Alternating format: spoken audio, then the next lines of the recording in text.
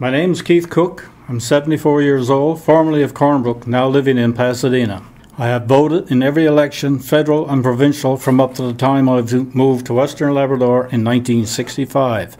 This was the way I was brought up, believing the right to vote for whoever you thought would run your country and province was not only a right, but also a privilege. But for the first time in my life, I'm ashamed and appalled by the lack of help from both levels of government for the 2,300 retirees of Wabush Mines, the town of Wabush, its residents, where many retirees still live. The problem all started a year or so after the closing of Wabush Mines by the then owner, Canadian Natural Resources, a subsidiary of Cleveland Cliffs Incorporated of Michigan in the United States. For over 150 years, this company boasted of being the largest supplier of iron ore products in North America and the largest producer of iron ore pellets in the world.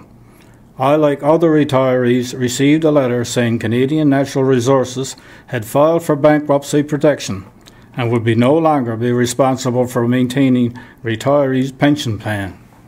Then came the news that our prescription drug plan would be discontinued and I would be no longer eligible for a $10,000 death benefit.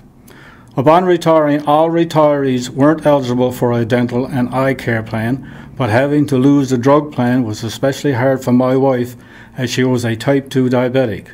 Then came more bad news, that my pension would be cut by 21%, and whatever was left in the plan would be divided up between all retirees.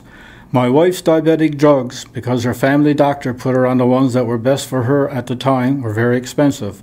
This was a hardship financially, so we turned to the provincial drug plan for help. We were told her life-saving drugs could not be covered because they were too expensive and that she would have to adapt to their cheaper version. Both levels of government have basically washed their hands when it comes to helping employees of Wabush Mines who, having worked half their lives, I myself 39 years, to make the mine, the town of Wabush, grow and prosper. It amazes me that after 150 years, governments have not learned to look after their own first. Example, the recent influx of refugees into the country over a 6-year period will cost taxpayers of Canada $1.2 billion, our taxes, that were paid into both levels of government by hard-working miners of Wabush Mines. Federal and provincial governments keep talking about helping the middle class. Well, Wabush Mines employees were the middle class up until retirement. What about helping them? We worked year-round all those years, paid into unemployment insurance, but never collected any because we worked full-time. In almost 50 years, how much corporate and personal taxes have we paid? Millions, if not billions of dollars. The Prime Minister of Canada pledged to help veterans all across Canada. What about the veterans who work for Wabush Mines and who are losing their pensions and their prescription drug plan? What about them? I went to work for Wabush Mines in February 1965. A year later, around 11th of February, the plant was struck with a devastating fire that destroyed the entire roof over the main mill area. Myself, my brother, along with hundreds of employees, volunteer fire departments from both towns, Wabush and Labrador City, helped to put out that fire.